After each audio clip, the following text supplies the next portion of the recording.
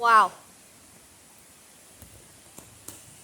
Northwestern Long Island, Tropical Storm Ophelia moving in. Wow.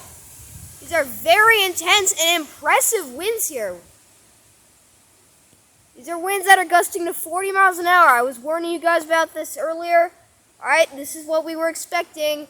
And these winds will likely get even stronger as we get into the 3, 4, 5 p.m. time frame.